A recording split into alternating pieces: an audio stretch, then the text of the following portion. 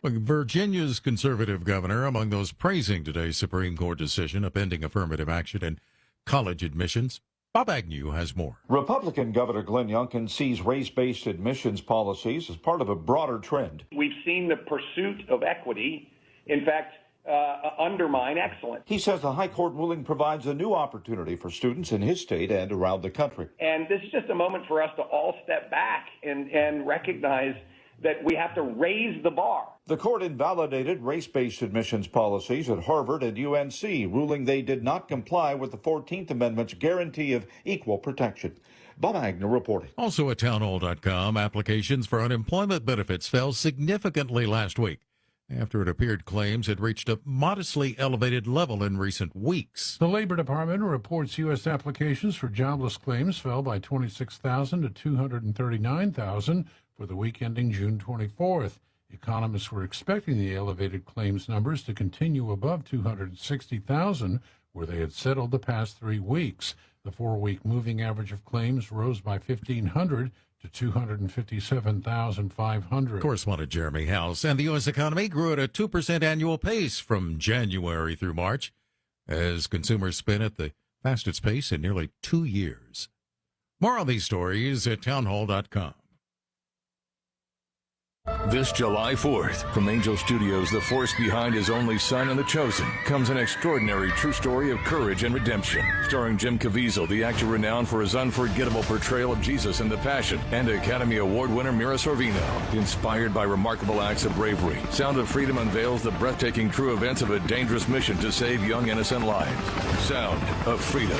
Rated PG-13. May be inappropriate for children under 13. Go to angel.com/freedom for tickets. Only in theaters July 4th. You may have heard some talk about the ERC, that's the Employee Retention Credit. It's a federal program that provides small business owners like you up to $26,000 per W-2 employee in payroll tax refunds to your business. Just one call to Careful Accounting Associates at 800-315-8175 is all it takes to find out if you qualify for quick funding with one of our accredited funding partners in as little as 72 hours. Call 800-315-8175. Call 800-315-8175. This hour of News Talk STL is brought to you by Rodney and Jen Wallner and the entire Wallner home selling team at Berkshire Hathaway. Call them today at 314-810-SOLD. 314-810-SOLD. From the Michaels Flooring Outlet Weather Center. It's a triple threat from weather today. The heat, we have a heat advisory, and that high temperature could reach over 100 degrees. We'll say 101 with a heat index of 105 to 110, so the heat advisory for today and tomorrow. In addition, we could see some strong thunderstorms. There is a severe threat this later this morning through this afternoon. We have to keep an eye on that. Now, the air quality is orange today. That's poor air quality, but it's not from smoke. The smoke is improving. It's from the ozone, so be careful out there. I'm KMOV First Alert meteorologist Kent Earhart.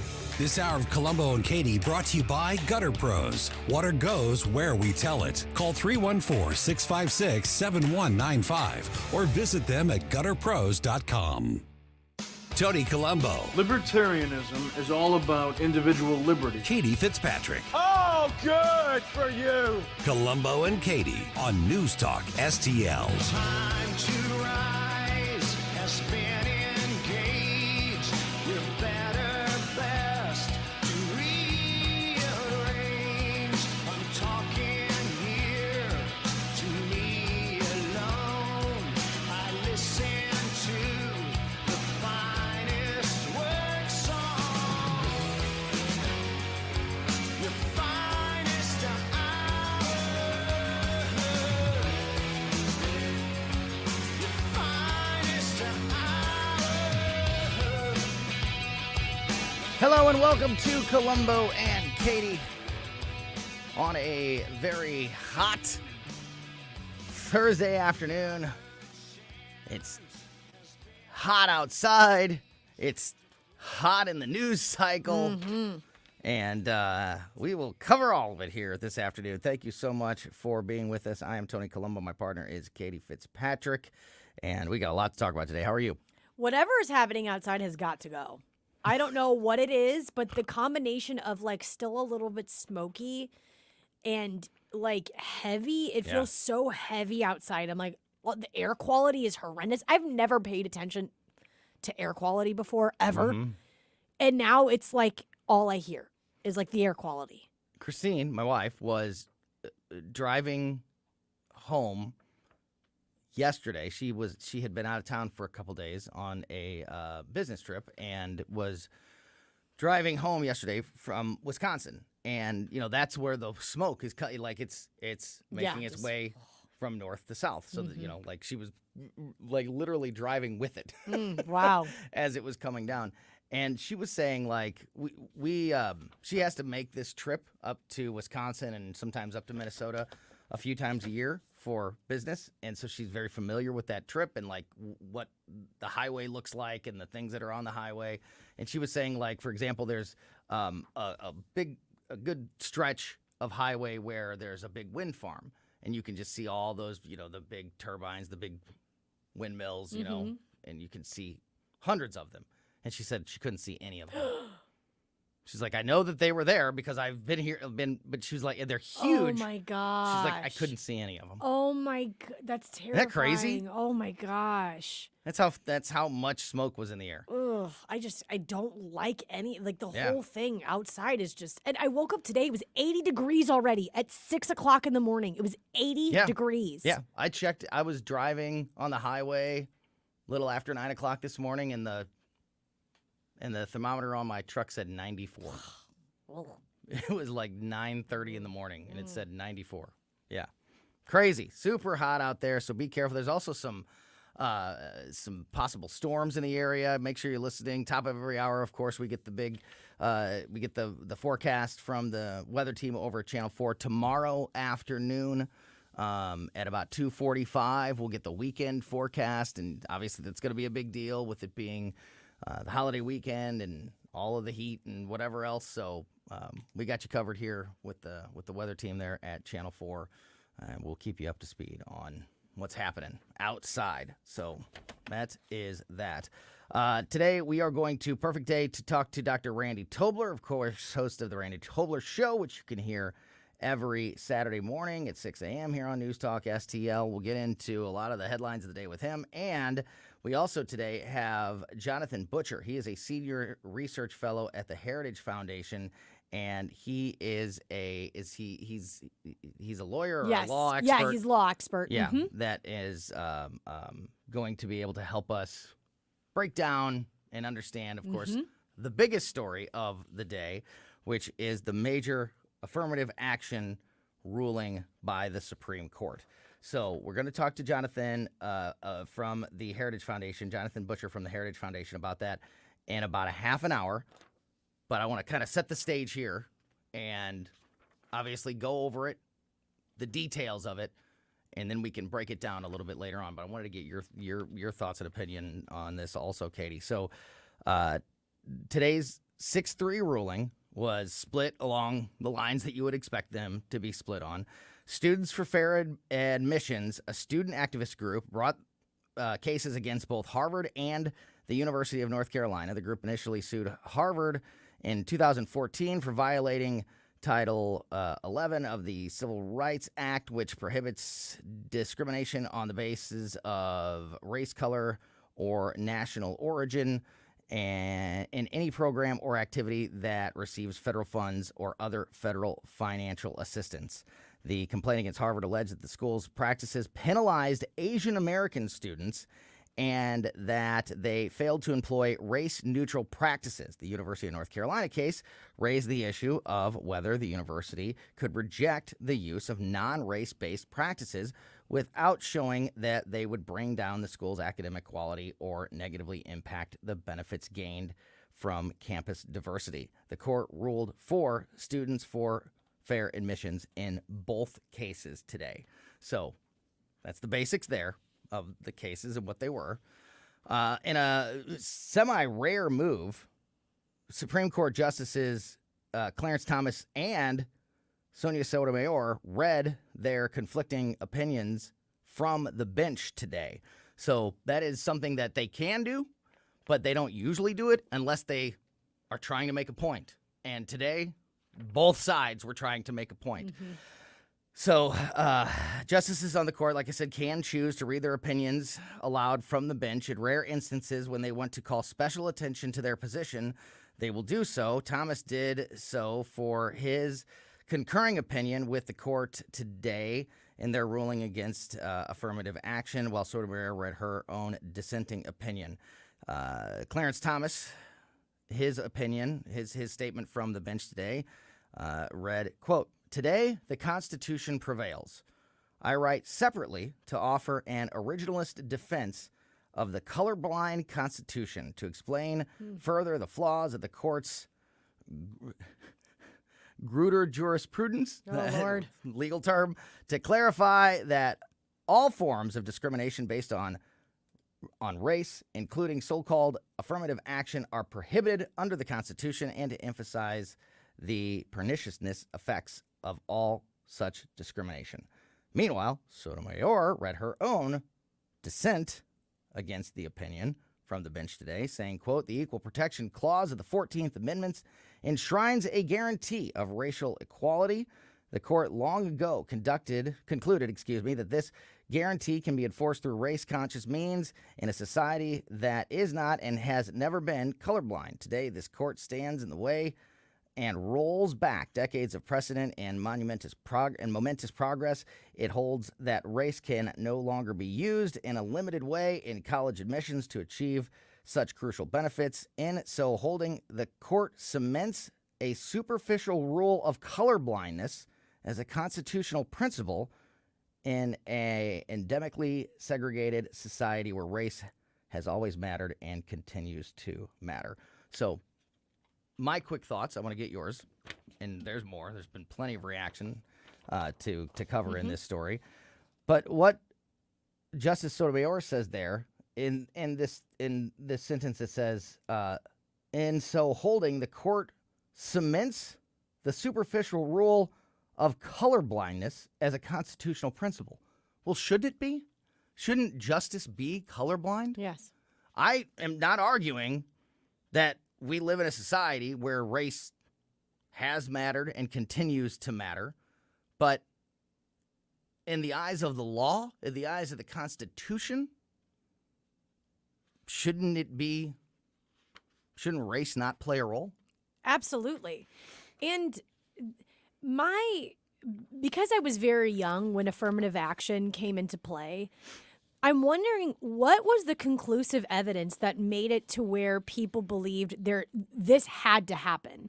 What was the evidence that was shown to the administration, Obama, saying, we know that colleges are not admitting people of color solely based off their race. Therefore, we need to make an action like this happen so that not only race has a part to play, but according to Biden, he's saying that people who were admitted that had acceptance and had every single qualification necessary were not being not chosen while propping up people that went through affirmative action. And once again, I think and strongly believe that, yeah, there were, I'm sure, instances of racism and preferential treatment towards certain races and rules, policies, whatever, put in place to try to prevent that from happening. That is a very fair, appropriate conversation to have. But we're talking about the law. We're talking about the Constitution. The Constitution should be. Lady Justice is blind. I mean, the famous scales of the blind. Like when it comes to the law, I don't think that race should be a consideration. It's just one of those, or sex or sexual preference or everybody should be treated equally under the law. And if you present affirmative action without saying the name and just say to someone, do you believe that we should have a race-based college admission law put into place? I think you would find most Americans saying no. I think you would, if you didn't say affirmative action and you just asked that simple question, I think people would have a really difficult time saying, I do think we should have a race-based college admission. But I think whenever we look at the history of why this was even made to begin with, it's like, did we even have the evidence to prove that this would be something that needs to a necessity? Because I don't know. I wouldn't think that any colleges were basing anything off of race to begin with. I thought it was all qualifications. That's the ironic part of this whole argument is that it's been mostly focused around the fact that Asian Americans are the ones that are getting discriminated against because of these practices, because a lot of these cases, and when you get into the details about it, it's all over the place. A lot of these examples and instances of unfairness are Asian students that are submitting, for these schools with higher qualifications than anybody else, but being turned away because they're Asian, which is racist. And that's what Biden is saying isn't happening. But it is, and they're even admitting that it is. So some of the reaction from the people that are against this are admitting that that's the case. For example, the New York Times. So there's lots of, everybody has chimed in on Twitter or in interviews or whatever. There's quotes all over the place from people. But the New York Times, as the entire group, not like one of the reporters, the New York Times tweeted today, the Supreme Court rejected affirmative action at Harvard and UNC.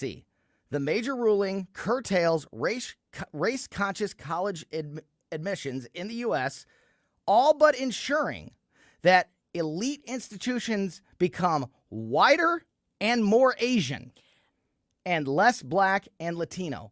I mean, they are admitting in there that the Asian, that the Asian group is part of this. It is it's a lot of the examples are from Asian students that were turned away because there were too many of them, basically, for the policy or whatever, the criteria that was in place, and so they weren't admitted because of it, because of race, right? Anyway, what are we talking? How is this happening? How are we talking about? It's crazy. How are you saying that this was you're defending against racism while clearly supporting a rule that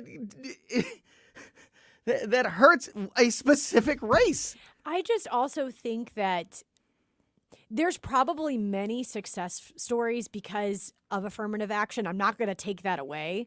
But I think when you start off on a playing field of saying ingraining into an 18-year-old's brain that you from the jump have a disadvantage because of the color of your skin, that sets a precedence to somebody deep within them for the rest of their lives that they're never going to able to achieve or amount or to get to their goal because they're always going to be held back because of their skin color. And I think this is a perfect example of telling Black and brown Americans that you'll never be able to get where you need to go because of the color of your skin. And that's what we're trying to prevent in this country. You can graduate from college. You can get admitted. You can have the qualifications. You can do all of those things even when you are brown, when you are Black, when you are white, when you are Asian American. You can do all of those things because it's the qualification and it's the quality of a human being and it's their ambition as an individual that allows them to succeed. And affirmative action is one of those things that puts you in this monolithic pot where everybody is exactly the same based off the color of their skin. Mm-hmm. And it's just to me, affirmative action, there was no individuality to it. They never allowed people to believe that they can succeed. And that's what's wrong. And I think if you talk to Chris Arps about that, he would say the same thing. We're not telling kids that you can be Black and excellent. We're not promoting you can be brown and excellent or white and excellent or Asian and excellent. It's up to you to have that achievement. Mm-hmm. And that's what's wrong. Mm-hmm. Yeah. And none of this is to say that hasn't been or still is racial problems that should be addressed. But again, it doesn't belong in the law. Right. It doesn't belong in the law. And if you say, well, it's the law isn't being applied equally, okay, that is definitely an argument that we can have. But you don't change the law. You change the behavior. Yeah. You address the institution. Why the law isn't being applied fairly. You don't change the law to recognize one group and as prop different them than up. another. Yeah, or different in any way. Because that's not how the law is supposed to work. It's back to the oppressed and the oppressors. That's what it all comes back to. Yeah. So we'll get into more of this in just about 20 minutes from now with Jonathan Butcher from the Heritage Foundation. He is an expert in this area, and he will help break all this down and understand it. And there's plenty more to talk about, but I wanted to definitely touch on it here at the top of the show as well. Real quick, I got another one here before we move on. The Coast Guard says it has recovered presumed human remains from the deadly sub wreckage. This is brutal. Oh, I know, this is brutal. The U.S. Coast Guard said late yesterday presumed human remains were recovered from the side of the Titan submarine wreckage.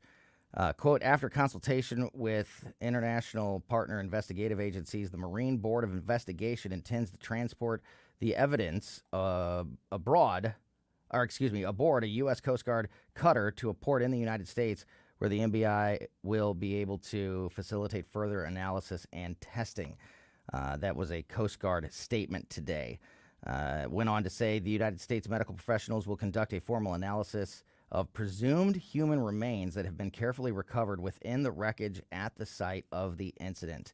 MBI Chair Captain Jason Neubauer said in a statement, quote, I'm grateful for the coordinated international and interagency support to recover and preserve this vital evidence at extreme offshore distances and depths. The evidence will provide investigators from several international jurisdictions with critical insights into the cause of this tragedy. There is still a substantial amount of work to be done to understand the factors that led to the catastrophic loss of the Titan and help ensure a similar tragedy does not occur again. So, just gruesome. It's just so... To think about something like that, it gives me the chills. Mm-hmm. It gives me the chills thinking about remains after days and days and days being submerged in the ocean. Yeah. If he's right, hopefully, maybe they will help tell the story and figure out what happened. Yeah. So, lots more, obviously, a lot more investigating to be done in that area for sure. All right, a election watchdog group has issued a warning over AI interference in the next election, saying the clock is ticking. And if we're not ready for the potential AI interferences in the 2024 election, it could be a problem. Great, like we need any more of those. Also, Hunter Biden is being deposed today as part of a lawsuit filed against him by the Delaware laptop repair shop owner. So he's in court. So I'm walking up. Mm-hmm. So I'm walking up. We'll fill you in on some of the details there as well. Lots going on a Thursday afternoon here on Colombo and Katie on 101.9 and 94.1 News Talk STL.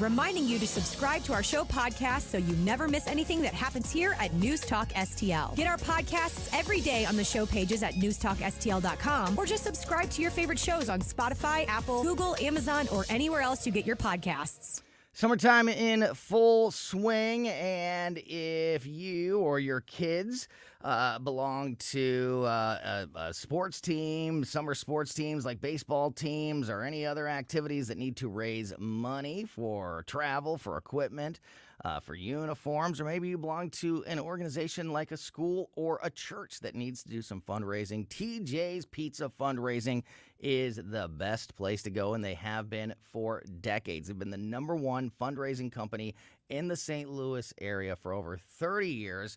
They've raised tens of millions of dollars for their customers in that time, and they continue to get better. They have recently, if you haven't done a TJ's Pizza fundraiser in a couple of years, they have rolled out their online and digital fundraising, which makes things even easier for you to raise big money fast. They have other options like pop-up fundraisers, which are a great way also to meet your funding goals in a certain amount of time. So they can work with you to make sure that you are raising the amount of money that you need in the time that you need it. They are the best at TJ's Pizza because they combine 3 core principles: great customer service, huge profit margins, and #1, great products. People love TJ's Pizza and the other products offered by TJ's, and that is why they are the best. So if you need to raise big money now, get started at tjspizza.com.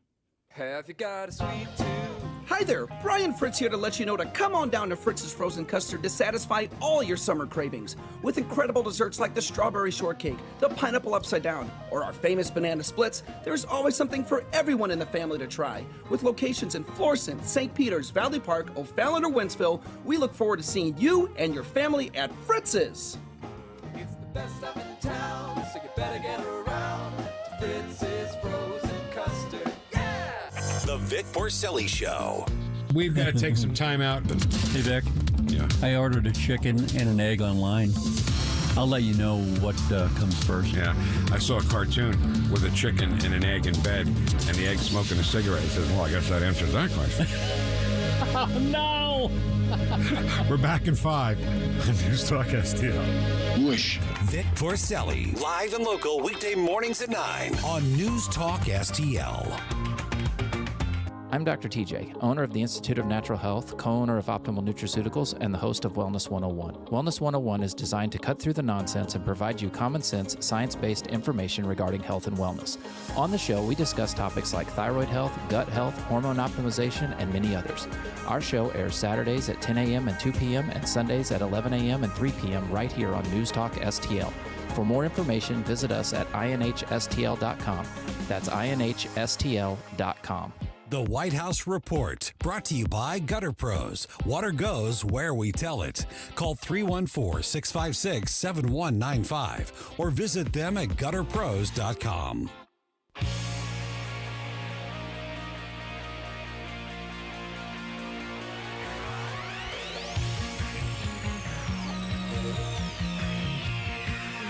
Welcome back to Colombo and Katie on 101.9 and 94.1 News Talk STL.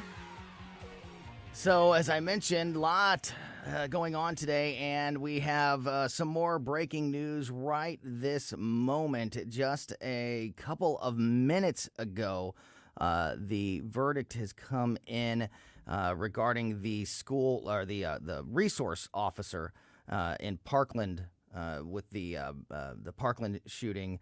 This is regarding the officer that was... the lawsuit was about him not going in to the school, and and that verdict has just been read. He's been found not guilty. This is sound right now from the courtroom from just moments ago.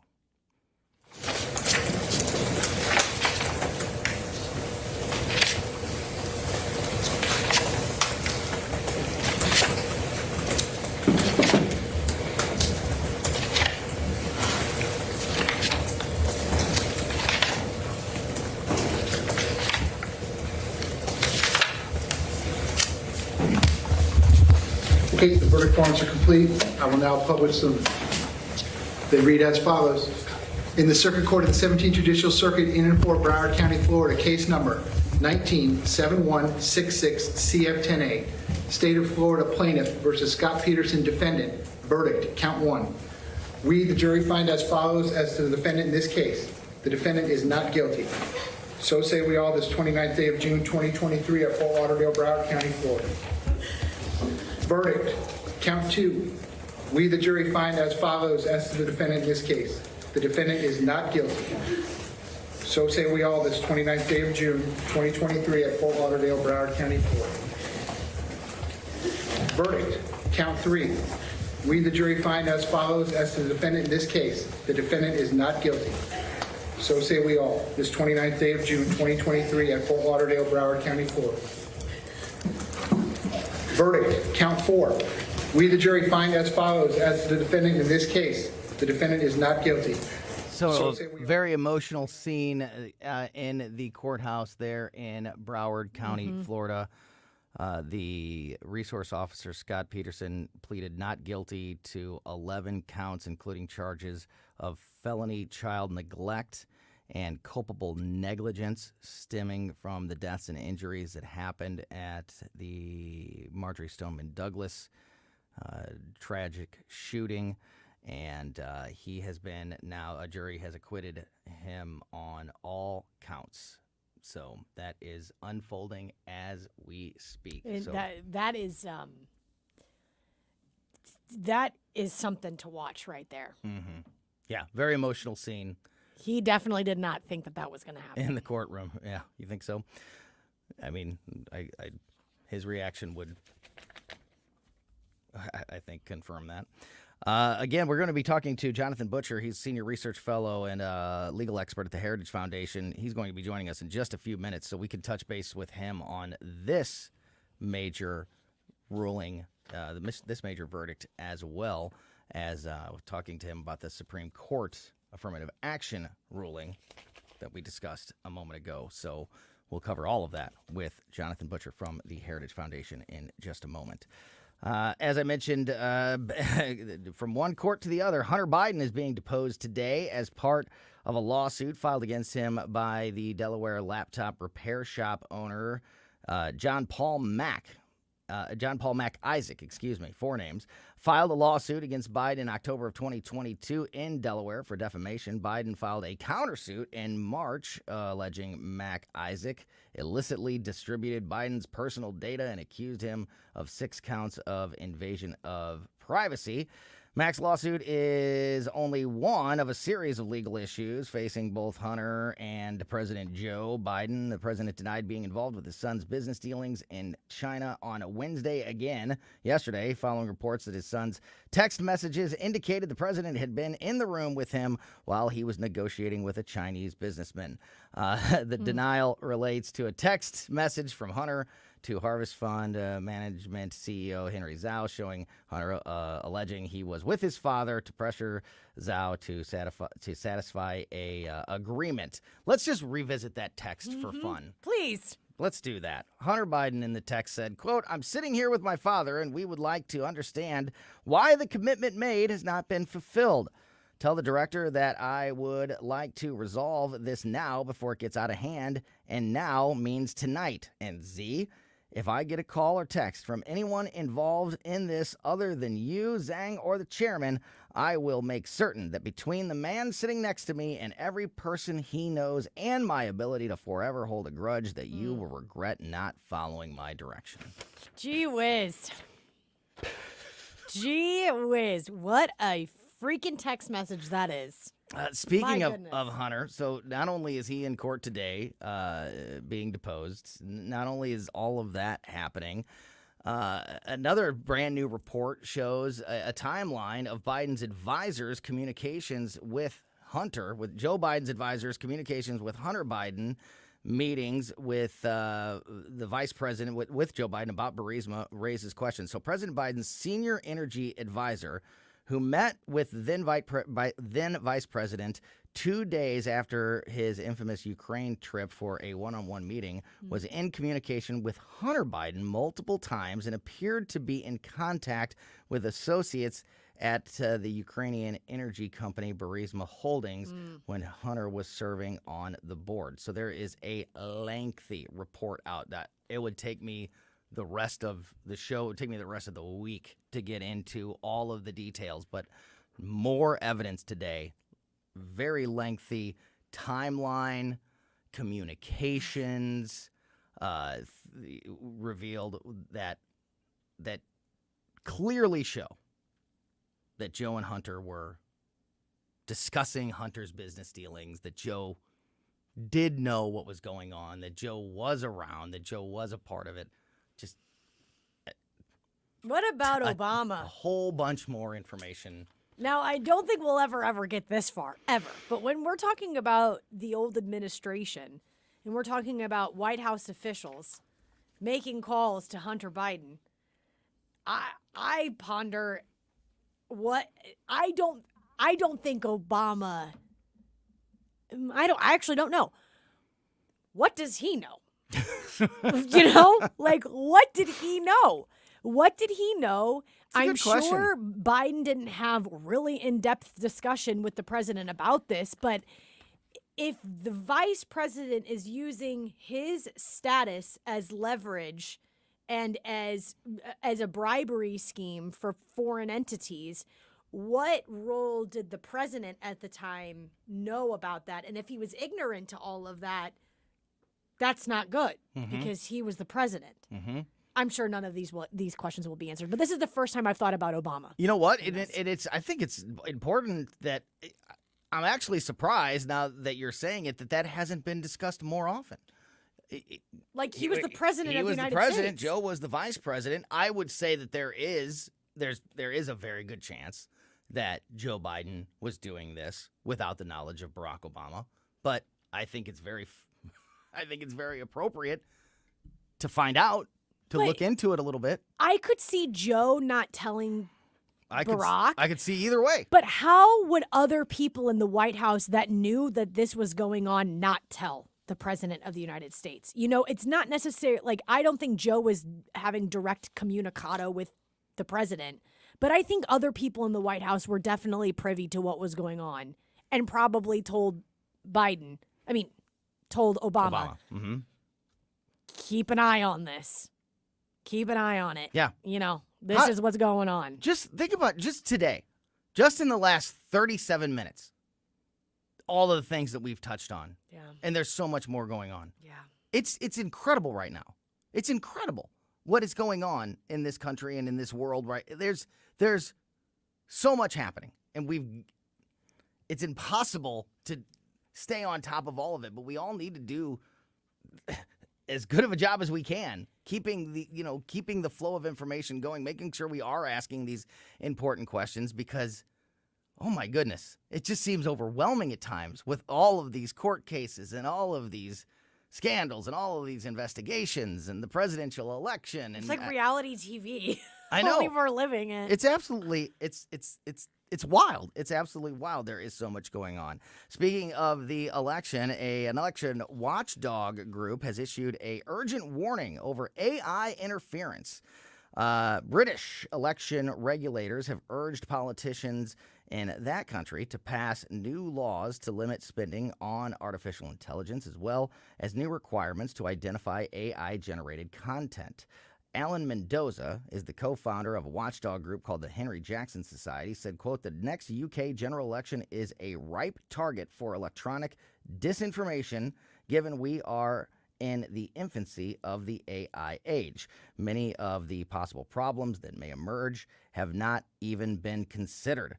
As a result, we face a race against the clock to introduce appropriate protections or run the nightmare risk of bad actors influencing campaigns and destroying public trust in our democratic process." Tom Newhouse, Vice President of Digital Marketing at Convergence Media and former digital director at the National Republican Congressional Committee, warns that over here in the U.S., the next election could see a burgeoning AI arms race. He says, quote, "Parties and campaigns will look to create hyper-targeted ads, highly scalable and personalized content creation, turbocharged opposition research, and other developments that will drive further efficiencies on resource-deprived campaigns."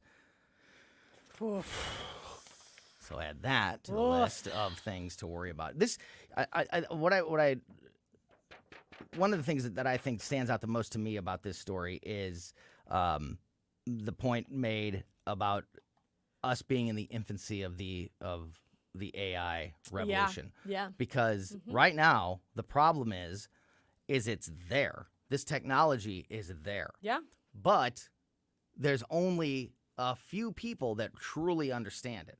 So none of us are used to yet the capabilities and what to look for and like how to protect. So as we all adopt AI and we get used to living with AI and all the things it can do, we'll have a better understanding. But particularly over the next few years, bad actors, as pointed out by that watchdog group, bad actors can use this technology and our ignorance to it to their advantage. It's that, and then you also put together the other side of the sandwich, which is the experts that do know a lot about AI. Half of them have been saying we all as a world need to not advance with AI. It is scary technology. I mean, didn't we have the creator come out and say, we need to pump the brakes on this in a very real way. Yeah, the guy who created ChatGPT, the guy who used to work for Google that they call the godfather of AI, said it needs to stop. So we have that. He said it needs to. We need to stop developing this until we have a better understanding of it. Mm-hmm. So what do? We have adversaries probably trying to use it in malicious ways to gain superpowers and control. And then we also have the founders being like, we might have made a mistake on opening up Pandora's box and releasing this so early. Mm-hmm. We are in the infancy stage, though. That is completely true. Yeah, and this is and this is the stage that I think we are particularly susceptible to the negative the negative things that can influence us because we don't know enough. It's not mass knowledge. It's not something that everybody has a good understanding of. We're not even used to looking for, like when you see a video of a political rally, nobody thinks like, I wonder if that's a deep fake. Totally. CGI. Like nobody thinks that right now. That's not at the top of anybody's mind.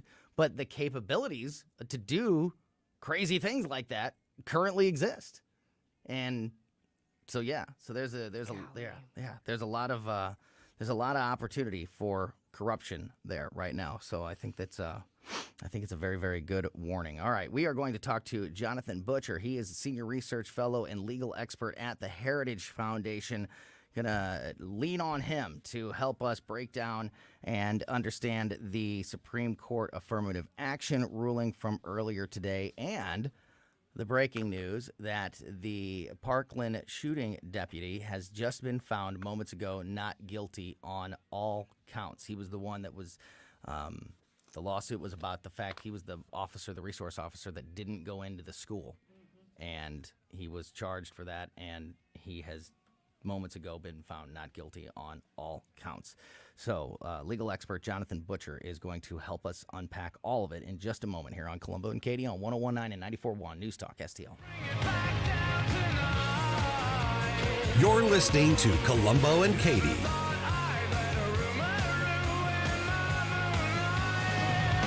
Tim Jones and Chris Arps in the afternoon. It's Thursday, and at 4:25, we'll speak with Dakota Wood from the Heritage Foundation, and at 5:25, former Navy SEAL Guy Cortese. Tim Jones and Chris Arps. Weekdays at 4 on News Talk STL. Are you wanting to improve the look and efficiency of your home? Well, one of the best and easiest ways you can do that, get some new windows. Window World, simply the best for less. You can give them a call today at 314-993-1800. Over 20 years in the business in the St. Louis area, over 70,000 satisfied customers. That's because Window World uses double strength glass, gives it a strength not commonly used in replacement windows. They've got the Good Housekeeping seal of approval. They've got 18 months, same as cash financing. You can get them today. 314-993-1800, windowworld.com. That's windowworld.com. Here at the Almond Joy Factory, where tropical vibes abound, we use soft, fresh-tasting coconut. The crunchiest almonds and delicious chocolate candy. Ah, but do you know what our most important ingredient is? Sometimes you feel like a nut.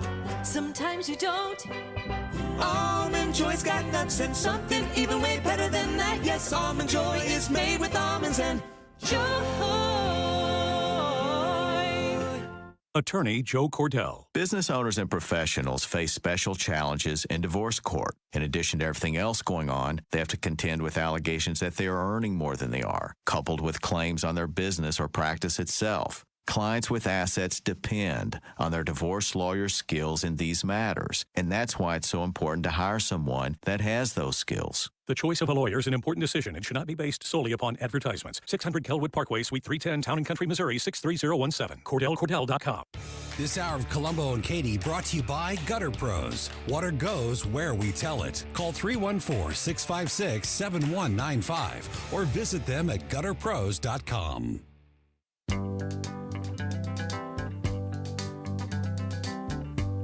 We're caught in a trap.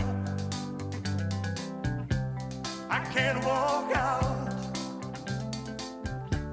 because I love you too much, baby.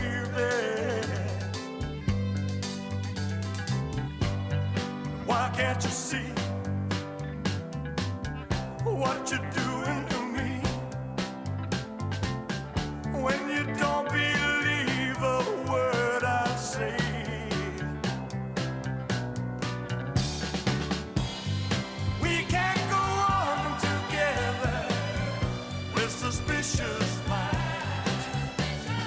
Welcome back to Colombo and Katie on 101.9 and 94.1 News Talk STL.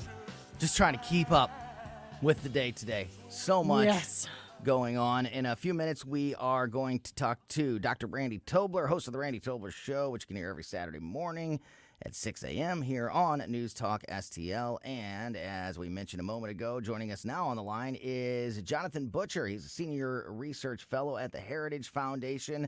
Jonathan, really appreciate your time this afternoon. So much to talk about. Of course, the top topic of the day is this affirmative action ruling from the Supreme Court. But man, on a day like this, it's just all you can do to keep up. How are you? And thank you for your time today. Great to be with you. Yeah, thank you so much. So we're breaking down and looking at the affirmative action ruling from the Supreme Court today, and some of the reaction that was coming out of it. Wanted to get your thoughts on that ruling and what it means going forward. This is a significant ruling for students of all backgrounds. I mean, look, racial preferences do not help the students that it supposedly is supposed to assist in getting into college. What happens is that you have students who come from backgrounds in schools that are not competitive, who are given racial preferences to attend very competitive and selective Ivy League institutions, for example, and then they are not able to keep up with the work once they're there. Now, look, high-achieving students, whether they're black, brown, white, whatever, they're already going to be successful, and they're already going to be given admittance into these schools. But when you take one step down, when the students who are attending schools that are not as high-performing and they're given preferences to enter these schools, it creates a mismatch. And then those students, their confidence is shot, they struggle with their grades, and that affects their future prospects. So this is a big victory for all students. Yeah, and Jonathan, I think that there's some confusion, and it's very ironic today. And again, we're talking to Jonathan Butcher from the Heritage Foundation, expert in education policy. The people that are the critics of this ruling are saying that it's racist and it's going to hurt black and Latino and certain kids from racial backgrounds. What's not being highlighted, though, is that before this, it was a racial black background. It was Asian kids that were getting discriminated against. So it's just ironic to me that discrimination is what they are saying. The critics are saying won the day today. But nobody's talking about the basis of a lot of these arguments are because kids were being discriminated against for their race. Am I correct in that assessment? Well, absolutely. I mean, you had Harvard saying that they would not admit Asian students, right, or more Asian students. I mean, and it was because of their race and ethnicity. the Supreme Court opinion said specifically that this is a continuation of the Brown v. Board of Education ruling from some 70 years ago. Okay, this is saying that if you're going to get rid of discrimination anywhere, you have to get rid of it everywhere. And so they are saying that race is not a determinative factor in your future success. I mean, in particular, Justice Thomas's opinion and his concurrence in the ruling is just so strong, and it talks about how, you know, your ability to overcome obstacles, your attitude and behavior, and your decisions, those are the things that make up who you are, not the color of your skin. And this is something I think that's been long in coming. Joe Biden had obviously a very strong reaction to this today. The president said, quote, "Today the court once again walked away from decades of precedent. I strongly, strongly disagree with the court's decision. This is not a normal court." What would your response to the president's statement be? Well, I mean, the idea that he could, you know, even suggest that colleges should try to go around this decision, or that this decision is somehow contrary to the Constitution is I mean, it's ridiculous. I mean, it's flat not true. I mean, the court has said that when you use race to determine whether or not someone is admitted to college or not, that is in violation of the U.S. Constitution. And if we are going to be true to our principles and have a set of shared values about being treated equally under the law, then we absolutely have to return to meritocracy and the true color blindness that is built into our Constitution. So stepping away, staying on this topic, but stepping away from the ruling today, obviously schools, everything involving school choice and curriculum, you know, all the way from kindergarten all the way through the universities has become a major issue and will continue to be a major issue as we get closer and closer to the next presidential election. As you have watched this, and again, we're talking to Jonathan Butcher from the Heritage Foundation. He's an education policy expert. As you have watched this debate unfold, how do you feel about the direction that we are heading in with these important issues being at the forefront and the discussions that are having? Do you feel good about the momentum of these discussions or not? How do you feel? Well, I think that public opinion has strongly opposed racial preferences for a long time. I mean, we've had polling really going back several years showing that Americans do not believe that racial preferences should be used in college admissions. So America agrees with what the court has decided today.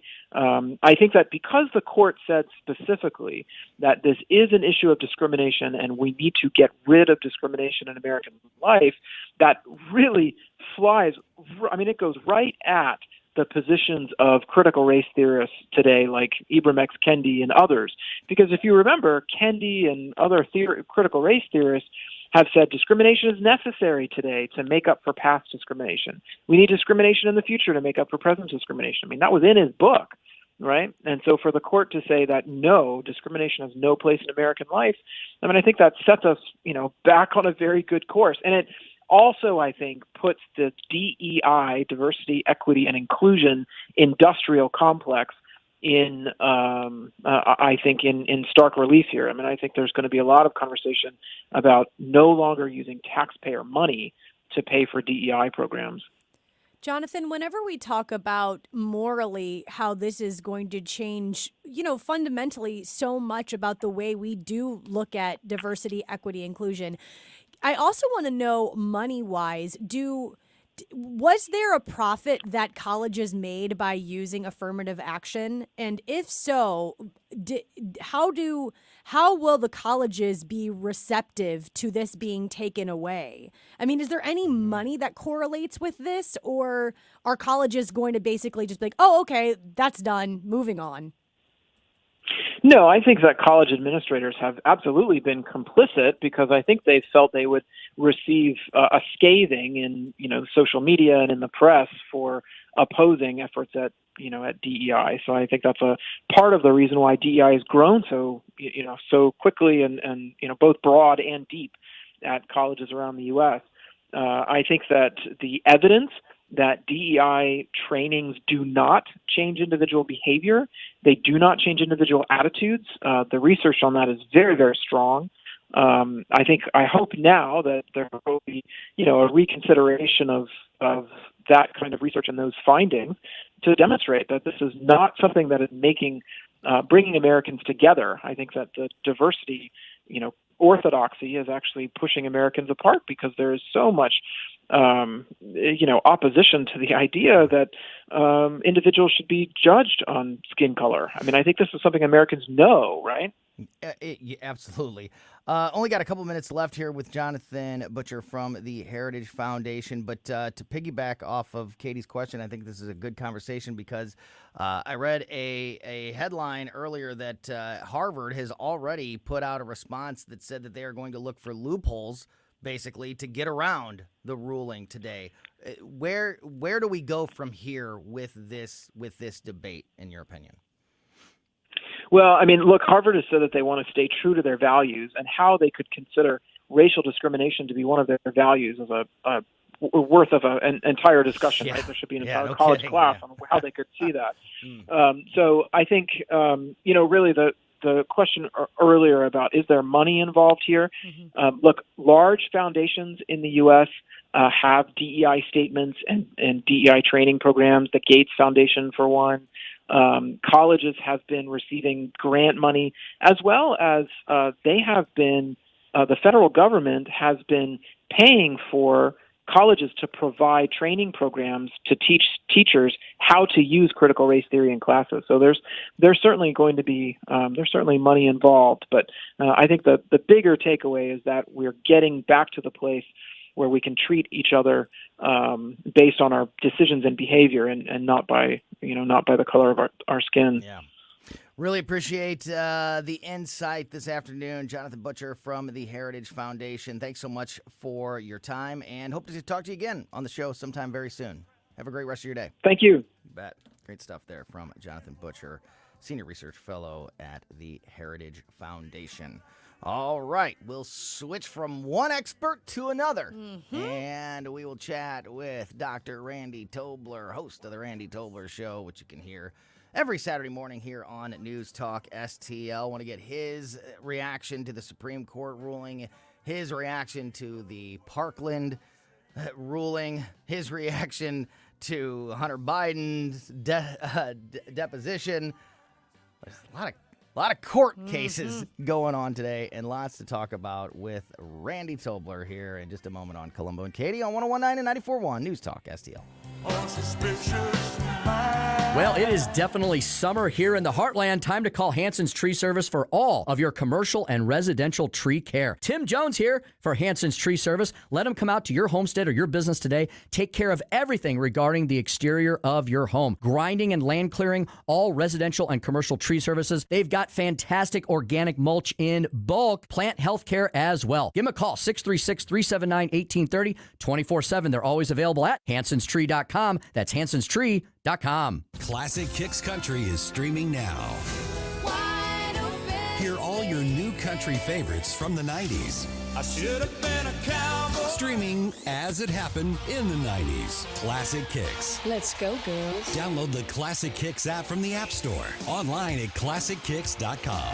I'll go back. Or enable the Classic Kicks skill on Alexa. I love this station. 90s New Country streaming now.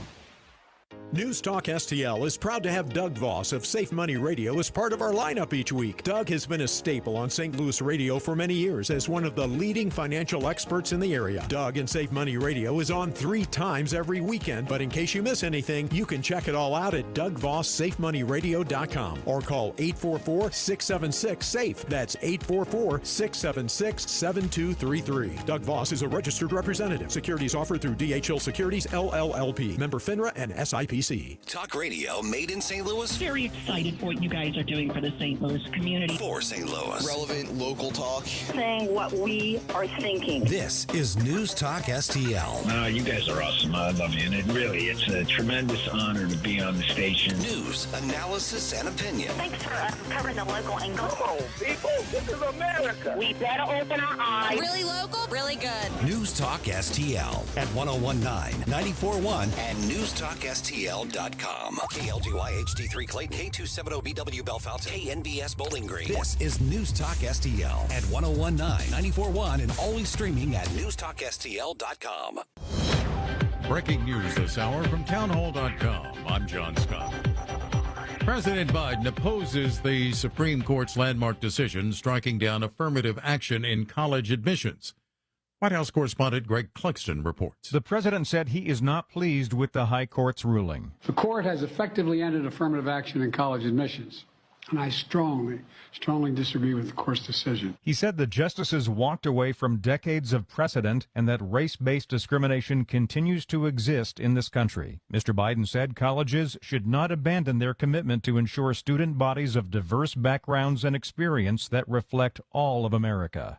Greg Clugston, Washington. Virginia Republican Governor Glenn Youngkin says the record shows that race-based admissions programs, while perhaps well-intentioned, have done more harm than good. We've seen the pursuit of equity, in fact, undermine excellence. And we've seen it in our high schools. We've seen it in colleges.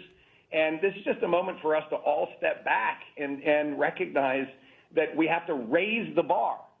And we can raise, by the way, we can raise the ceiling and the floor at the same time. The High Court's Justice Conservative majority ruled 6-3 in today's decision. Also at townhall.com, a former Florida sheriff's deputy has been found not guilty of failing to act during the 2018 Parkland High School massacre.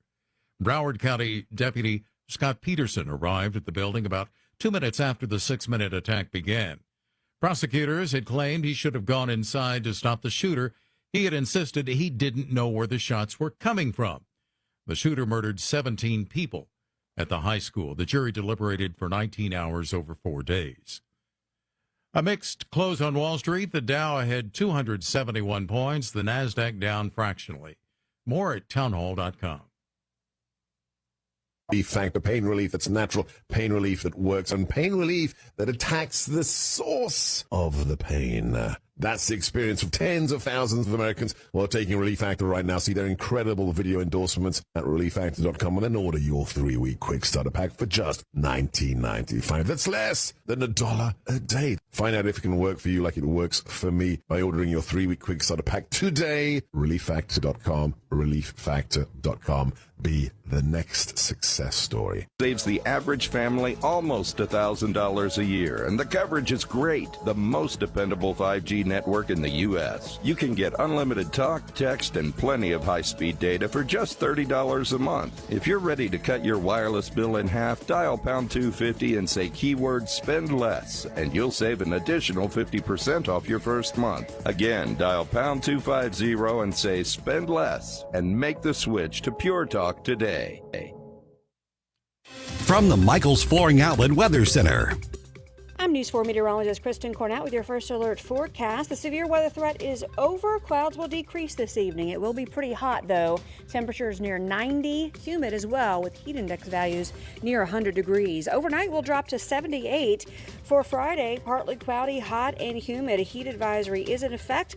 We have a 40% chance of scattered thunderstorms, and it's possible that some of those could be strong to severe. Look for an afternoon high of 100 degrees.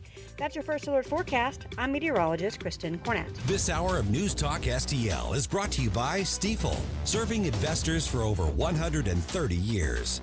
Contact your Stifel financial advisor at stifel.com. That's STIFEL.com. Fox News commentary. Turns out no one likes Vice President Kamala Harris. Go figure. I'm Tommy Lahren. More next.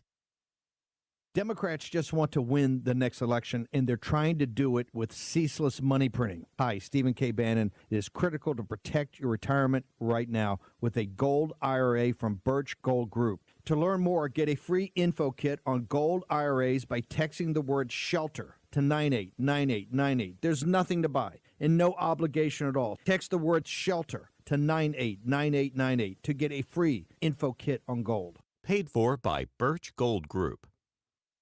Gentlemen, there is one thing we can all agree on. Kamala Harris is the worst. Joe Biden is a disaster, but as bad as he is still not as bad as her. A new NBC survey shows that nearly half of Americans have a negative opinion of the vice president, and 39% have a very negative opinion of her. And that poll, by the way, was made up of 42% self-identifying Democrats. Kamala is so bad, the Democrats look at her and then look at Joe, and they pick Joe. But too bad for them, they're kind of saddled with her because they've diversity picked their way into this corner, and I'm really not sure how they're going to get out of it. I think they can, but it's going to be expensive. I still maintain the Democrats will run Gavin Newsom in 2024, but how they get out of their Kamala Harris situation will be fun to watch. Kind of like the passage of time, how time passes in the moment we call time. Right, Kamala? Good luck. I'm Tommy Lahren, and you can watch my show, Tommy Lahren is Fearless at Outkick.com. Free speech is alive and well in America. So what's going on? Right here. To me, this looks like the run-up to World War II. News Talk STL. They're playing with fire. Democrats are destroying the country. News, analysis, opinion.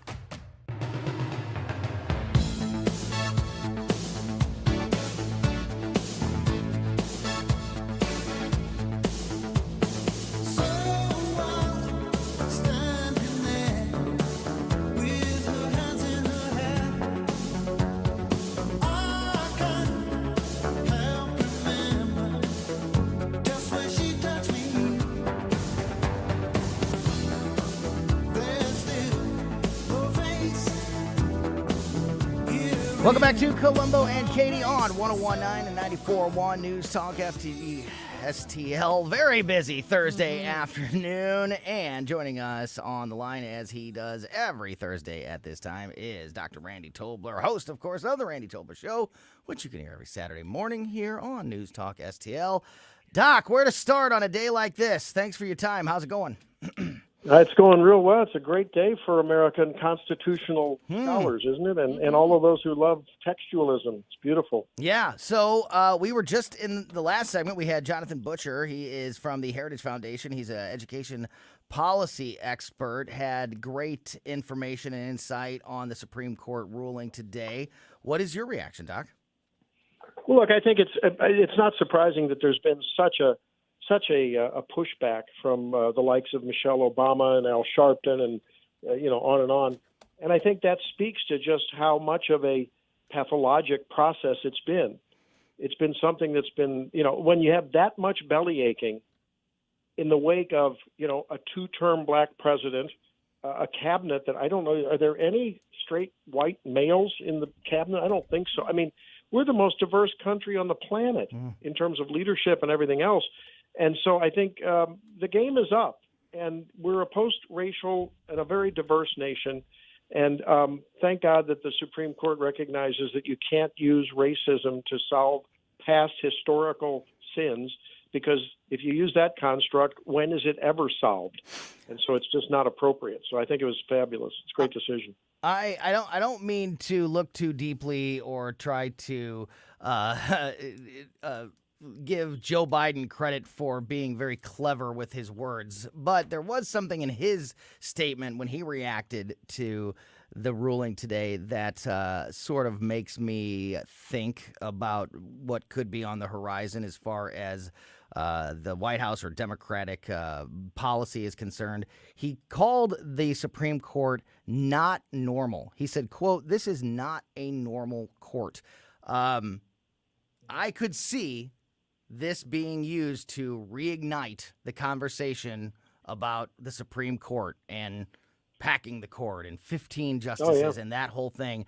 Do you think that could be that could be part of the reaction to today's ruling from many on the left? Yeah. Look, I think you're right. This reminds me of the atmosphere, and I think we're going to see it politically after the Dobbs decision, right? Great long-term, hard-won victory for constitutional and, frankly, I think ethical values, moral values in this country. However, politically, in the short to medium term, it's a real threat to ironically, to future victories up the road from the conservatives or on the part of conservatism, and even maintaining these conservative victories. So that the conservative movement better arm up and do a better job they did getting in front of the backlash against Dobbs, because I think whether it is her packing the court, whether it's just, turning 24 into big blue wave because of this kind of an issue. At a time when we're seeing minorities realize that the people that they've been voting for and who have taken them for granted and really abused their votes as just power plays, talk about pay for play. That's been the Democrats' strategy towards minorities since the civil rights era. I think that we better watch out because those people, while they've been gravitating more and more towards the conservative side, there's going to be a big push to bring them back into the big blue Democrat tent. And it's going to be politically treacherous if the GOP and conservatism in general doesn't handle it better from a messaging standpoint. Dr. Tobler, two quick questions for you. One, did you ever believe that you would see two major verdicts happen from the Supreme Court, one being Roe versus Wade, as you just mentioned, and the other being affirmative action? And then two, does this validate the reason why so many folks voted for Trump to begin with in 2016 because of this conservative Supreme Court justices and what they're capable of doing? It makes me sad that Donald Trump can be such an oaf sometimes because from a policy standpoint, there were so many good things that happened during his administration, and not the least of which, perhaps the most of which, was the Supreme Court that resulted. And it was just, it's so sad that there couldn't have been a second term. It's sad that there wasn't a first term that could have done even more in terms of cementing some of these conservative things, because he was just constantly under persecution under the fake Russian hoax deal. Mm-hmm. So, I believe, that was a strong motivator for a lot of voters, including yours truly. And I think, maybe it would instruct this next round of presidential candidates to take heart. Doc, you bring up such a great point, great civics lesson, and a reminder just how important presidential elections are. Appointment of Supreme Court justices many times well outlast the presidency and can have major influence on the direction of the country. And we're seeing that play out right now. And I think it's something that everybody should keep in mind as we get closer and closer to 2024. I've got a question for two of my favorite radio people, and I know you guys scour the. Oh man, I can see Vic sticking his head in the door now. Yeah. No, and I know you guys scour the universe for the various clips and commentaries after big bombshell events like this. It's interesting. I've seen a whole bunch of comments from the left about Clarence Thomas and affirmative action. If it wasn't for that, he wasn't qualified, and he wouldn't even be in the Supreme Court, much less have a law license. I mean, they make this guy sound like an idiot. What, is anyone anywhere reminding people that Ketanji, Sotomayor, is anyone bringing that up? I haven't heard any pushback from the right to remind people that we probably have several people that theoretically may have benefited from affirmative action. That's a great point, and it goes along with a conversation we were having maybe yesterday, just this week on the show, that whoever it is in 2024, I think that Donald Trump really highlighted for conservative voters the desire for somebody that's going to fight. I feel like there is a lot of conservative voters who have felt like over the last several decades that the Republican Party or conservative candidates, libertarian candidates, whatever you want to call them, have not fought hard enough. We always negotiate, give a little, try to move on, and all the things that we can criticize him for, Donald Trump drew a line and said, I'm going to push back and I'm not going to give a little, and that's very appealing to a lot of voters. So whoever it is, I think, Doc, would do themselves a big favor if they show the willingness to fight back against these agendas that we're all faced with. Well, there's a couple of ways that you can push your agenda, right? One is with brute power and force and strong arm, but not strong arm tactics, but strong vocal cord tactics. On the other hand, Ronald Reagan accomplished an awful lot as probably one of the greatest communicators this country's ever seen. So you saw two contrasts in styles, but they both got a lot done. And so And so I'm hoping that the next candidate, whoever emerges as the person, takes, the best of Reagan with his humor, the happy warrior, and at the right times takes that fighter, that that Joe Pesci aspect of Donald Trump. It's like you just, the fighter. I think a little bit of each in the right place at the right time. That to me is the sweet spot at this time in our history, because some people respond to one style, some people respond to the other. The people that listen to NPR and listen to the people watch PBS at night and the mainstream broadcast. God love those people. But, they're probably not going to resonate with the Trump style. They're going to resonate with a Reagan style. On the other hand, a lot of us, there's a time when we say, I'm mad as hell and I'm not going to take it anymore. I think of that old movie, the old network movie. Yeah. So I think you got to have someone that can be a little bit, I don't want to say chameleon, but has both those communication styles in their toolkit. Got a few minutes left here with Dr. Randy Tobler, who, of course, you can hear every Saturday morning here on News Talk STL. Doc, I assume that you saw this just happened moments ago, but the verdict was just delivered in the case down there against the former Broward County Deputy Scott Peterson regarding the Marjorie Stoneman Douglas school shooting, the tragedy down there. The former deputy was facing 11 counts of child neglect and culpable negligence. He was the officer that had a microscope put on him afterwards because he's the one that he was there right at the beginning but didn't go into the school, and he was charged for his actions on that day. And just minutes ago was found not guilty on all counts. Wanted to see what you thought of that decision.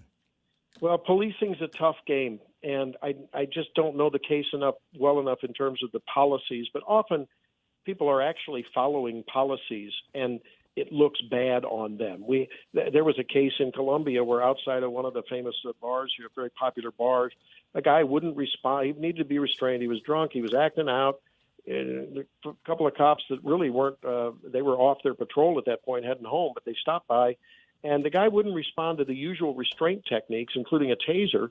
And finally, you see the video. It's a little bit disturbing because it looks like they sort of punch him in the face a couple times. And, the community's in an outrage. And, of course, all of the anti-police people are like, this is the worst thing ever. I went to a little training session, and I found out how police are trained. And that's actually a distracting technique so you can get a guy who just will respond to this escalating series of efforts. That's one thing you do. And guess what? They got the handcuffs on the guy. So, and on the face of it, it looked sort of weird and it didn't look right. But, according to the policy, it's right. So maybe they should have indicted and convicted a policy if the community has a problem with that. But I don't know enough about the case. I think it's interesting. The guy was demonized a lot. And, of course, these kind of cases tug at your heartstrings. But if he was following policy, perhaps, that was the right verdict. One last thing, Doc, I wanted to touch on before we let you go. We've learned a lot in the last week since the last time you were with us. We've learned more from the House Ways and Means Committee. We've learned more from other lawsuits and continue to get more and more information surrounding Hunter Biden and Joe Biden and text messages and emails, and Hunter's being deposed today in the lawsuit was filed against him by the Delaware laptop repair shop owner. So just more and more information every day about Joe and Hunter and their crime, their criminal history. I asked on the show yesterday, when is enough enough? When do we stop reporting on all of this new information and we actually start investigating and trying to hold these people accountable for these actions? What do you make of everything that we've learned in the last week and the more and more evidence about the criminal behavior of the president and his son? Well, I think the first thing I think of course, is this big picture that we give way too much power and influence and the ability for pay-to-play schemes to even exist in the first place. And, why do we give our leaders the opportunities to single-handedly make promises, to extort, hold back money and extort a prosecutor being fired in Ukraine because he's investigating your incompetent son's board presence? We should minimum. I mean, this goes back to first American principles. If we, the people, would retain at local and state levels 95% of the power, and leave those enumerated powers of defense, borders, the federal roads, they're listed in the Constitution. I don't think we'd have these problems. Of course, I don't think that's ever going to enter into these discussions that most people go into. But in this case, look, to me, what's important from a legal perspective, and I had this discussion with Zach Smith from Heritage just yesterday. Alan Dershowitz agrees. We don't know whether the commitments made by Joe, if they were made commitments, or that Hunter was leaning on Joe to influence people for, if those commitments were made when Joe was an ex-vice president or private citizen, I don't know whether they really crossed the legal line. But you know what? It doesn't matter to me. It doesn't matter to me one bit. Shouldn't we expect more out of people in leadership in our country, whether they're in that position, aspiring to it, or after that position? We should expect more. And ultimately, I think it's the voters' problem. The voters knew that Joe Biden has plagiarized.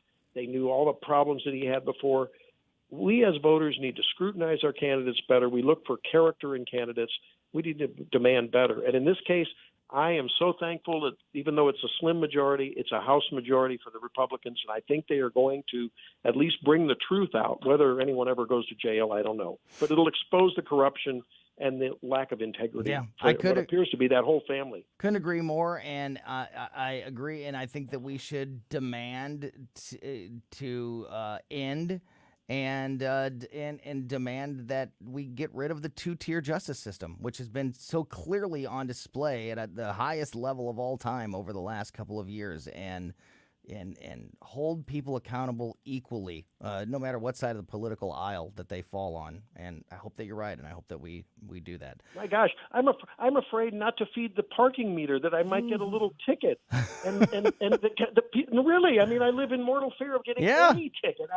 And that we all do. And Hunter Biden gets off for, I mean, look at that. You got to be kidding me. No kidding. It's out of control. Yeah. Like I said, what else do you need to know before you start an investigation? For goodness sake. Right. Dr. Randy Tobler, really appreciate your time. As always, you can hear Doc with us every Thursday afternoon here on Colombo and Katie, and, of course, every Saturday morning at 6 a.m. here on News Talk STL, and every weekday at 4 o'clock there at the Eagle in Columbia. Doc, as always, really love talking with you. Have a great rest of your day. Hey, you too. Thanks. Great stuff there from Dr. Randy Tobler. All right, can you fill us in on wood-burning stoves and the chaos surrounding them in New York City? Because I know that you are. I know that you have been into this story today. I want to hear more about it. Also, I want to fill you in about Fair St. Louis. Of course, it's 4th of July weekend coming up, and this year's fair is a whole lot different than in the past. So, why? Well, we'll talk about it. All right. You're listening to Colombo and Katie on 101.9 and 94.1 News Talk STL.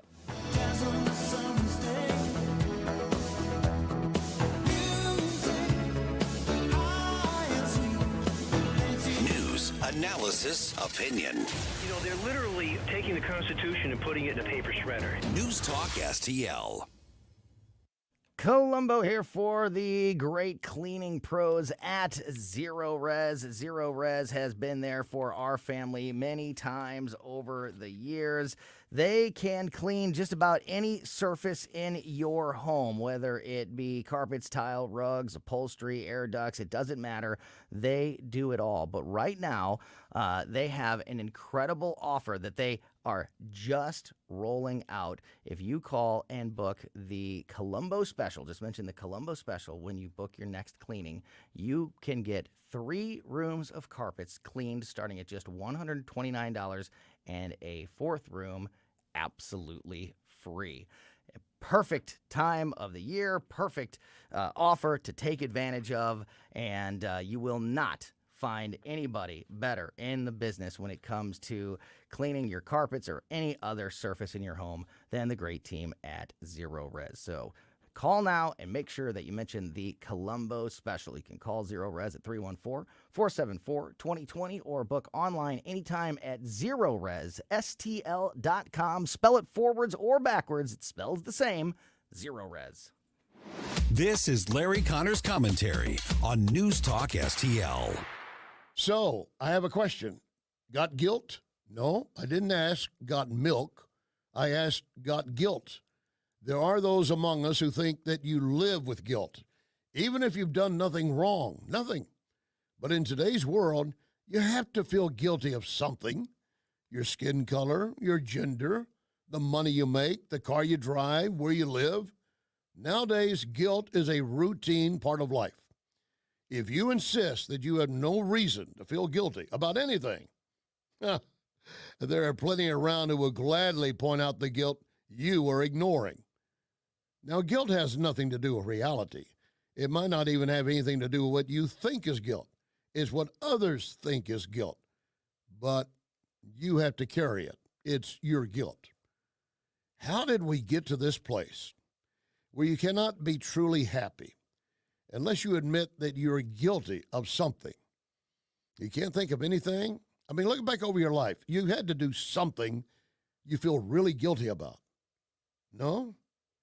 Well, listen, in the view of some, if you want to accept today's standards, right there, that's reason enough for you to feel guilt. For more, listen to the Larry Connors USA Daily Report tonight at 6 on News Talk STL. I want to share something special with you. I've told you how Wellington Environmental works to keep hospitals, schools, businesses safe for their patients, students, clients, employees. Wellington can do the same for you. Perfect example. A relative went to the basement, almost knocked over by the smell. A sewer line had broken. A call to Wellington, a crew was dispatched. First thing, make the home safe. Then clean up the mess. Truly clean it up. Now, I'm telling you this because I want the best for you. Wellington Environmental. Here's the number, 314-644-4930. 644-4930. AAA rating with the Better Business Bureau. 644-4930. Wellington Environmental. Your world. Cleaner, better, safer. Be well with Wellington. You can spend a lot of restless nights trying to figure out how you're going to make all those credit card payments. Why not consolidate all your debt into one manageable payment? My friends at Homestead Financial Mortgage can help with a cash-out refinance. Contact them today. Take the first step in regaining your financial freedom. Use my website, larry.homesteadfinancial.com. Take charge of your financial future. Go to my website, larry.homesteadfinancial.com. Mike Ferguson in the morning. The Supreme Court says religious freedom's a thing and employers must respect it. We'll explain what happened in the latest ruling on Friday. Morning starting at 5:30 on News Talk STL.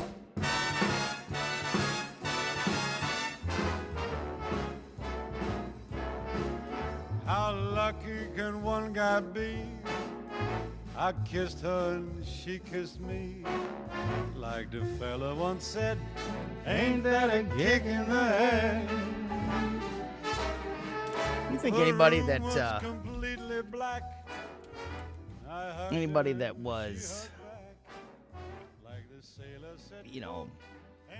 middle-aged when this song came out would believe it if they were suddenly transported to today. With Cardi B? No, I'm not even talking about music. I'm just talking about the country. Just all of the, everything happening in the world. No, I think people that are probably in their 80s and 90s right now are like, what is happening to this world? I'm not looking back with rose-colored glasses. There was plenty of issues back in the quote good old days, but my goodness, what a different world it is. Very, very different. Okay. You want to go first? Wood burning stoves. Sure. And are creating chaos and protests in New York City. I just find this funny. New York City is cracking down on coal and wood burning stoves. The New York City Department of Environmental Protection has drafted new rules that would order eateries using the decades-old baking method to slice carbon emissions up to 75%. So that's their goal. Getting rid of these stoves is going to cut down on carbon emissions up to 75%. All New Yorkers deserve to breathe healthy air, and wood and coal-fired stoves are among the largest contributors of harmful pollutants in neighborhoods with poor. In a congested city like New York, where people are driving bumper to bumper, Right. Don't really think the wood-burning stoves are the issue. Cars, factories. Yeah. You're Giant telling me buildings. wood-burning stoves are the problem? This common sense rule, this is from DEP spokesperson Ted Timbers. This common sense rule, developed with restaurant and environmental justice groups, requires a professional review of whether installing emission controls is feasible. People that own pizzerias are saying such ovens installed prior to May 2016 will have to buy these emission control devices. And if you can believe it, Tony, they're really pricey. $20,000 for an air filter. Woo. Not installation. For your wood-burning stove. No, for the emissions controlled device that they want to put in place for the wood burning stove. Got it. People are losing their minds about this because obviously they're saying, first they come after our ovens, then they're coming after the fridge, now they're coming after the pizzerias. And it's true.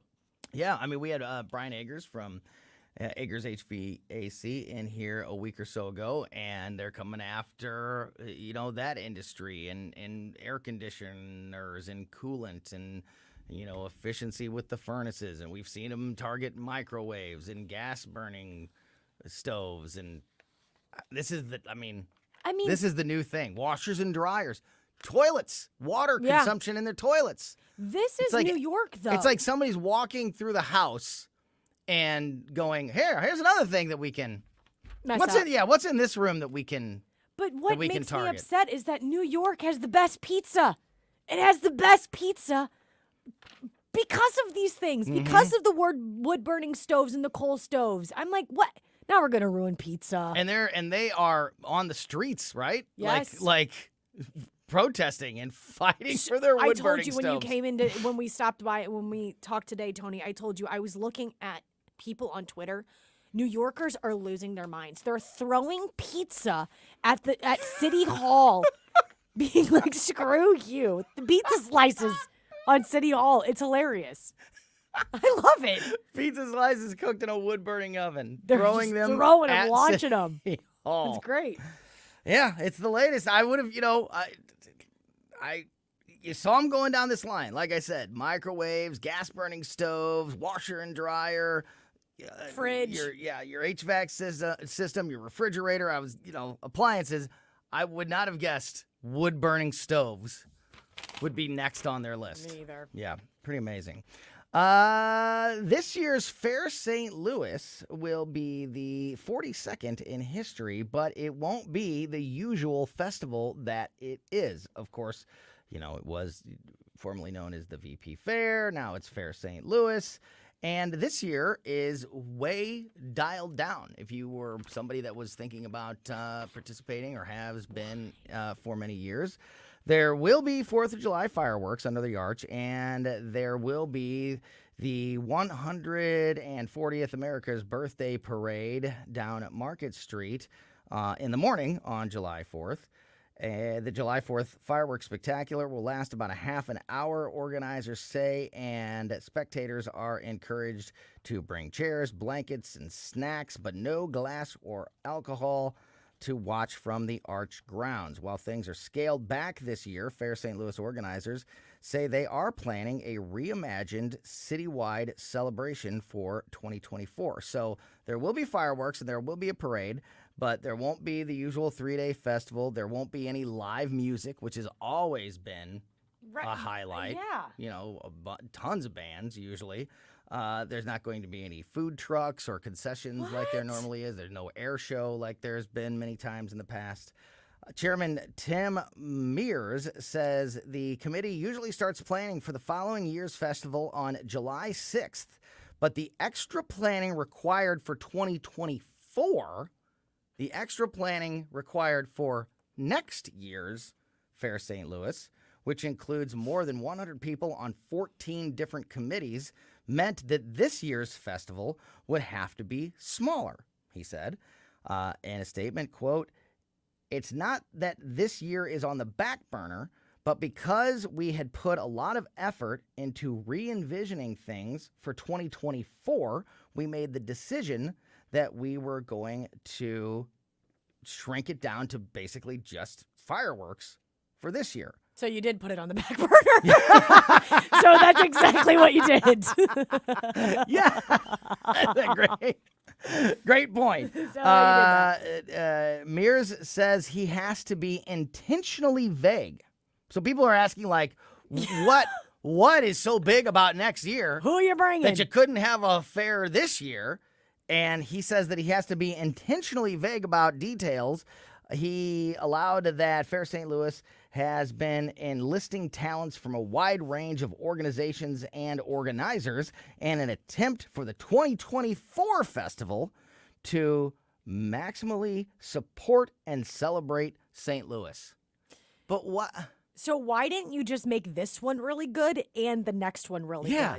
Why did you make this one stink and then put all of your eggs in one basket for 2024? That is so ridiculous to me. I guess 2023 just doesn't exist in their minds. Isn't that weird? I also, Tony, there's a word in there that just grinds my gears. Oh, here we go. And I used to like it, and then it got used so much. It grinds our gears, folks. The word reimagined. Remember whenever it could have been 2021 when everything was reimagined, when it just meant I'm going to make something completely, I'm going to do the same thing that I did before with a little bit of tweaks. Didn't Biden and Harris run on wasn't part of their campaign reimagined? We're reimagining. And I used to like that word. What do you reimagine in a festival? What do you reimagine in a fair? A fair is a fair. Live music, food, drinks. Carnival. Yeah, like. A fair is a now, fair. all that was there already. What do you re-envision? People do this all the time, and it brings me to Bud Light. Now she's wagging People her finger. do it all the time. If it isn't broke, don't fix it. If a fair is a fair and it's worked for 100 years, let it be. Let it be a fair. If Bud Light has been consumed and successful, let it be. I don't get it. Stop saying reimagined. Stop saying reimagined. And why is the fair on the back burner this year for next year? Do you guys? It's not even like a special. It said this year's the 42nd fair. Like, what is the? It's not like, oh, well, next year's the 50th anniversary. It's the 43rd. Right? I don't get that. I have to be intentionally vague about details. I do love fairs, though. Oh, boy, Oh, do yeah? I love a fair. Oh, my God, I love it. I love everything about it. It takes me to a time that I wasn't born, but I've heard about so many times from older people. What? You know, You're like. going to have to elaborate. Okay. Whenever you have. love a fair, but only the ones that you've heard about in the past? It takes me back to a time, like whenever my grandparents or whenever my mom talked about summer, they were like, we always went to a fair. And the fair was this and that and the other. And even though I wasn't born in that time, in that era, going to a fair now lets me live in that like fun. It brings back something nostalgic and fun and so what do you beautiful. want to see? What are the activities that you want to partake in? A funnel cake, bro. Get me a funnel cake. Get me a Ferris wheel. Get me a ride that I have to be strapped into, but there's also a slight possibility that I might be flown off. Get me a hot dog, a cakewalk. A cakewalk for sure. Cakewalk? Cakewalk. And I want to throw. You might be the first person I've ever heard say that you get excited by a cakewalk. They're fun. Are they? They're so fun. And then I want to play that game where you got the ring and you toss the ring and it's rigged, but you try to put it into the thing and you never win, but there's a possibility. Like put it around like the soda bottle? Yes. And you never get it because it's rigged. And you try, and that's fun. What about the ping pong ball into the goldfish bowl? I love it. I love it. Bunch of dead goldfish walking around that people aren't taking care of in their thing. They want it, but it's dead already. It's a good time. I don't think they give away dead. But you know what? At the end I of the don't day, even know what is happening. I love all of that. Yeah? Sidebar, not the dead goldfish, but Right. I love the feeling of getting Like people throwing darts at balloons for stuffed Yes. animals? I love all of that.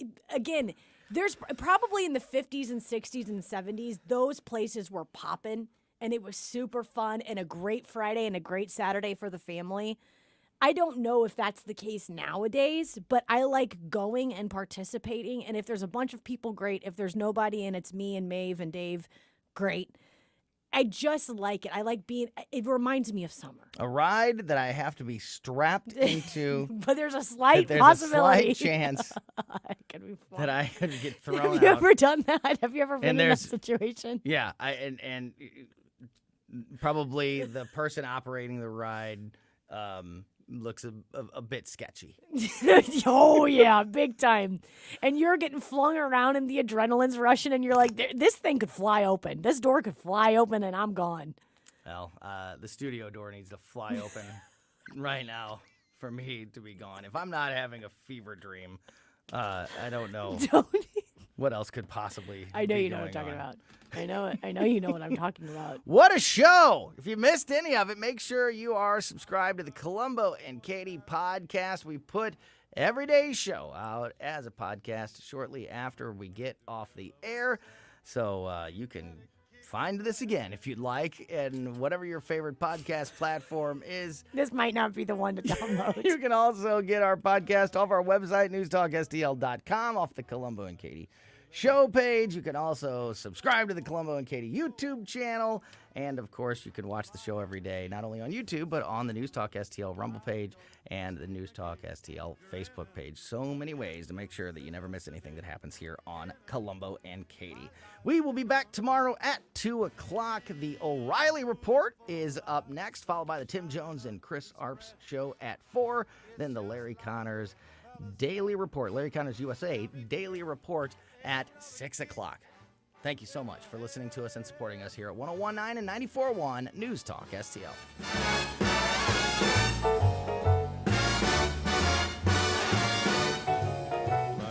Southern Armory, your hometown gun store. Come and be more than just a customer. Southern Armory, we carry the best guns, holsters, knives, magazines, ammunition, and even food storage.